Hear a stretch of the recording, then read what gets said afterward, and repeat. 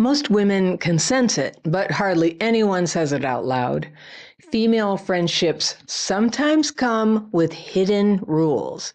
They're not written down, nobody explains them, but you can feel them when they're there. And when you don't recognize what's happening, those rules can leave you hurt and confused about why you're getting left out.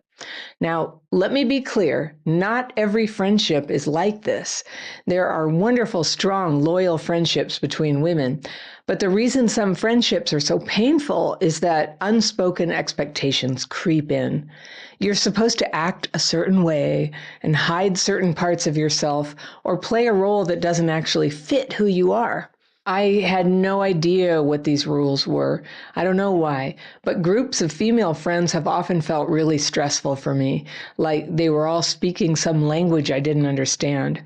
And that language, it's the female rules. And they're not that different from group to group. If you don't want the rules or if you don't go along with them, you might notice that even though everyone is saying nice things and smiling, the group feels closed to you. And you find yourself feeling small and insecure and afraid to be your real self. But the good news is, once you become aware of these rules, you can see them for what they are, a way that some women feel connected with each other, and you play along or not, especially when those rules play out as something toxic.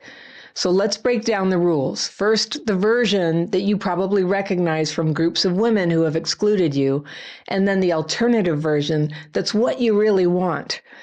So female friend group, rule number 1 is never outshine the queen bee.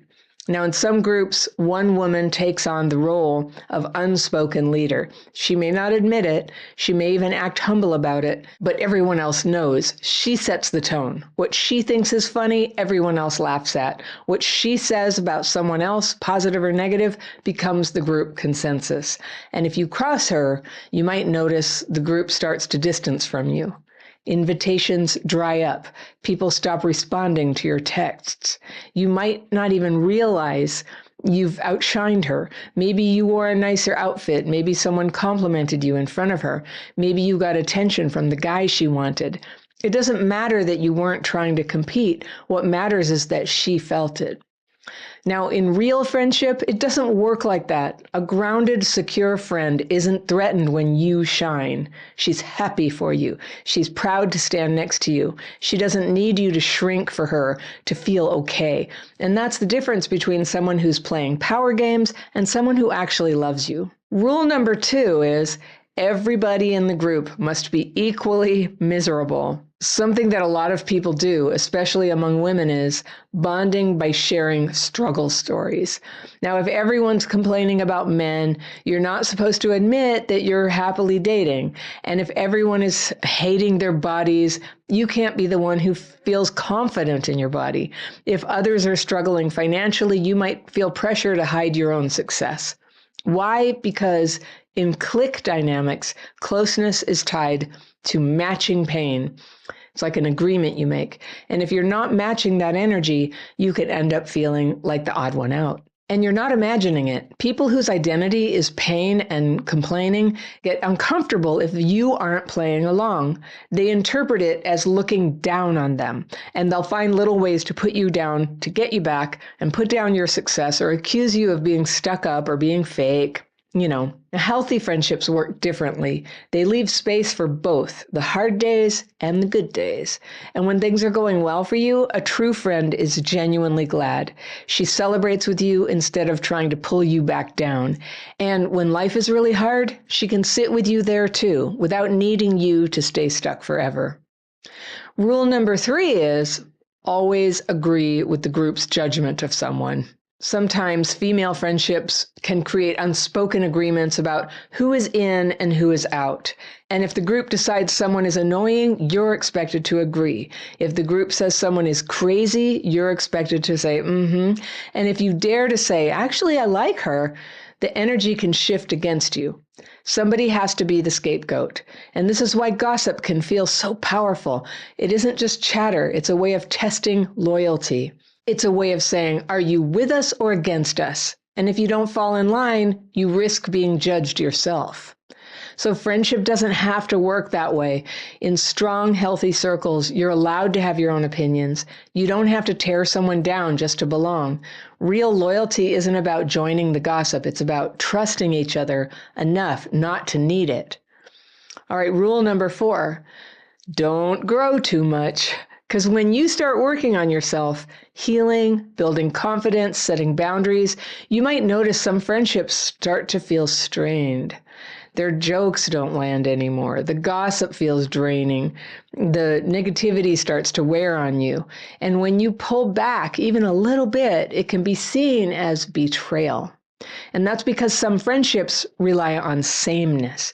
We all think the same way. We all feel the same way. We all struggle in the same way. But when you grow, you break that rule of sameness.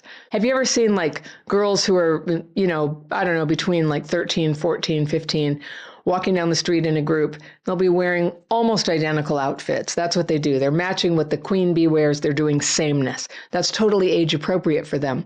So when grown women are doing the sameness game and trying to create this environment where you have to fit in, it's a form of immaturity, isn't it? The healthier way is totally different. True friends want you to rise. They're not afraid when you step into confidence. They're inspired by it. They might even ask you how you did it. Strong friendships don't trap you at the level where you first met. They don't demand that you dress alike. They expand their lives just as you expand yours. These friendships give room for change, and they actually get better as you evolve. Rule number 5. Never call out bad behavior. Now, in some friendships, the unspoken agreement is, I won't confront you if you don't confront me. And if a friend makes a mean joke at your expense, you're supposed to let it slide. If she flakes on you over and over, you're supposed to shrug it off. If she betrays your trust, you're supposed to forgive quickly and not make drama. Drama, right? And when you do speak up, when you actually say that wasn't okay, you might get treated as the problem. Real friendship can handle honesty. You can say, that hurt me, and a real friend cares enough to listen. If she messed up, she apologizes and she makes it right. And if you mess up, she expects the same from you. Healthy friendships don't fall apart when someone speaks the truth. They actually get stronger. Okay, rule number 6, your problems are welcome, but your solutions are not. You've probably had the experience. Your friend vents about the same issues again and again. You finally try to help. You offer a solution. You suggest she deserves better. And suddenly she's upset with you. You're told you're not being supportive. The unspoken rule is you're allowed to listen and nod, but you're not supposed to actually help, because if the problem gets solved, the dynamic of the friendship has to change.